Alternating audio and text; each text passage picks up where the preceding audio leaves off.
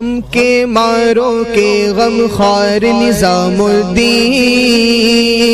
غم کے ماروں کے غم خوار نظام الدین،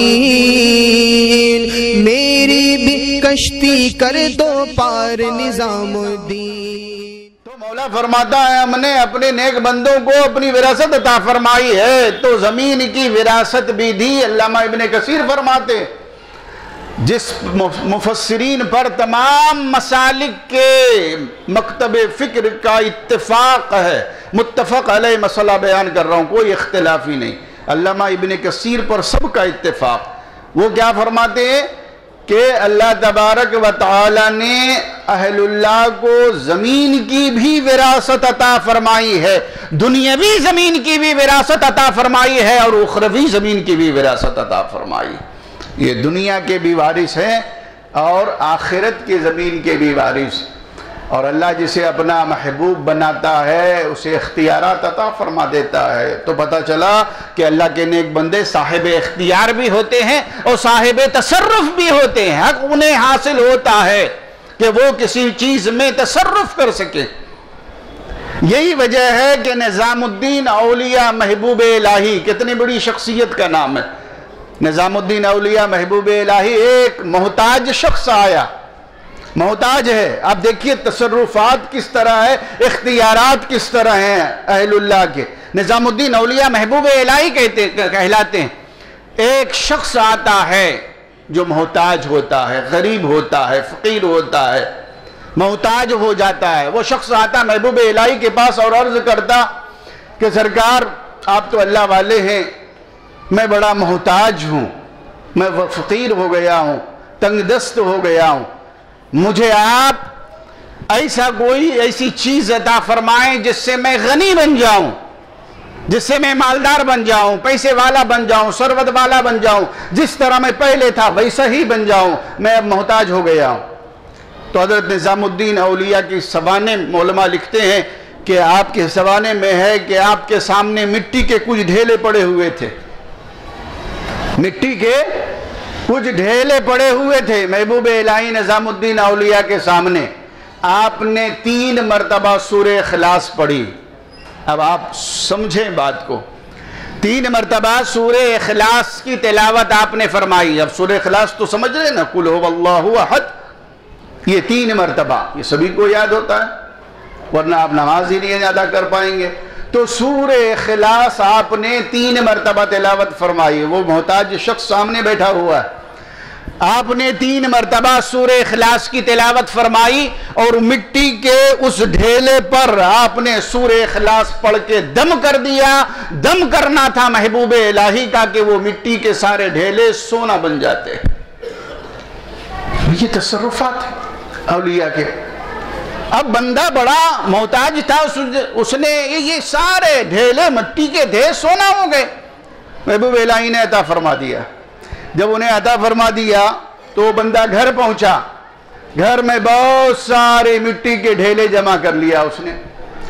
بولا آج کا دن تو بڑا مبارک دن ہے، آج ہمیں سونا بھی ملا ہے اور آج سونا بنانے کا نسخہ بھی ملا ہے۔ بتانا یہ چاہتا ہوں کہ جو اللہ والے ہوتے ہیں ان کے تصرفات اور ہوتے ہیں، لیکن جو نسخے استعمال کرتے ہر کوئی وہ نسخہ استعمال کر کے مٹی کو سونا نہیں بنا سکتا۔ مٹی کا ڈھیلا بہت سارا ڈھیلے مٹی کے جمع کر لیا، آج تو میں سارے ڈھیر کو مٹی کے سونا بنا دوں گا، اس لیے کہ محبوب الہی نے جو کچھ پڑھ کے دم کیا تھا وہ میں نے سیکھ لیا ہے، مجھے آ گیا ہے۔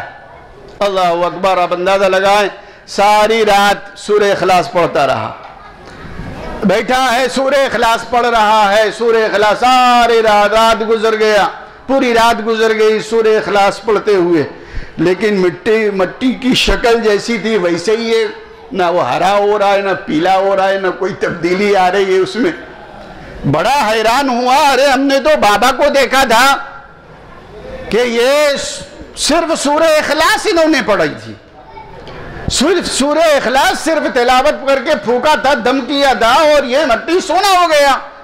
مگر میں ساری رات سورہ اخلاص پڑھ رہا ہوں، سورہ اخلاص پڑھ رہا ہوں، لیکن مٹی ہی ہے، سونا نہیں بنتی۔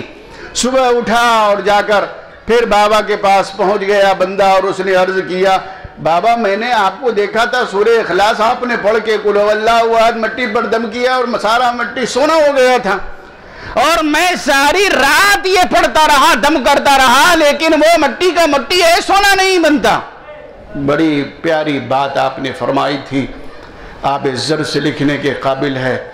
آپ نے فرمایا کہ اللہ نے قرآن پاک میں وہ تاثیر تو رکھی ہے کہ وہ قرآن کی تلاوت جس میں چاہیں دم کر دے اور وہ قرآن کے اندر یہ تاثیر ہے کہ مٹی کو سونا بھی بنا دے.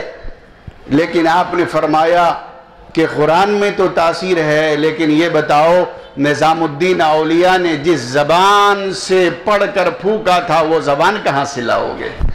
نظام الدین اولیاء محبوب الہی، ان کو محبوب الہی کیوں کہتے ہیں معلوم ہے؟ محبوب الہی یہ ہیں محبوب الہی. بابا فرید گنج شکر کی خدمت میں رہا کرتے تھے، مرید تھے یہ نظام الدین. بابا فرید گنج شکر مستی میں تھے، ایک کیفیت میں تھے، حیرت باعث کیف میں تھے، جذب میں تھے. کہا نظام الدین محبوب بننا چاہتے ہو یا محب بننا چاہتے ہو؟ نظام الدین محبوب بننا چاہتے ہو یا محب بننا چاہتے ہو؟ تو نظام الدین اولیاء نے فرمایا ابھی زمانہ اس کیفیت کا ان کا نہیں تھا، خدمت میں تھے شیخ کے. کہا کیا آپ سرکار میں اگر اجازت ہو تو اپنی ماں سے نہ پوچھاؤں، اگر اجازت ہو تو اپنی ماں سے نہ پوچھاؤں. اللہ اکبر.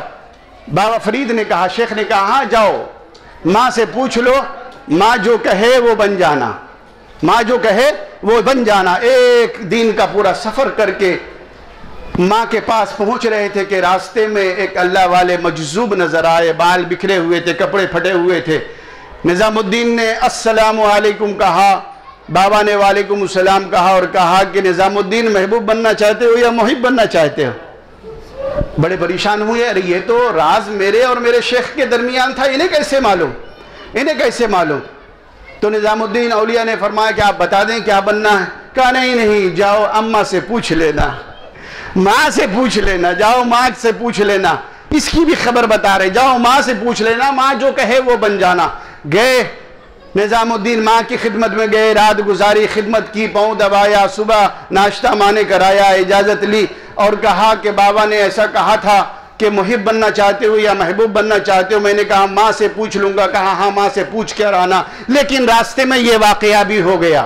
تو ماں نے کہا بیٹے درمیان میں جو کوئی بزرگ بیٹھے تھے وہ صاحب حال تھے، جو تیرے دل کی بات سمجھ گئے، تیری دل کی بات پڑھ گئے، جا ان سے پوچھ لینا، وہ جو کہیں وہ بن جانا. اللہ اکبر.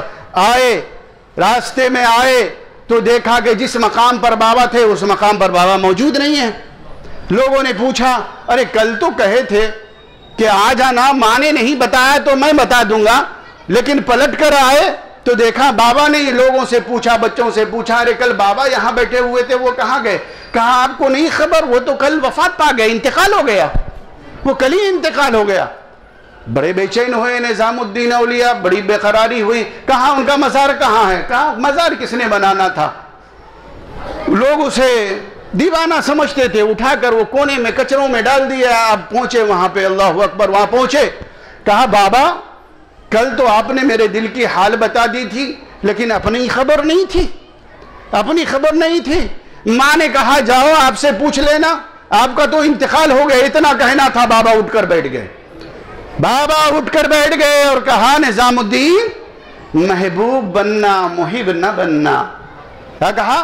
نظام الدین محبوب بننا، محب نہ بننا. محب بنو گے تو میرا جو حال ہے وہی حال ہوگا، محبوب بن جاؤ گے تو خلق خدا کا میلہ تمہارے انتقال گزرنے کے بعد بھی خلق خدا تیری بارگاہ میں آیا کرے گی. اللہ اکبر.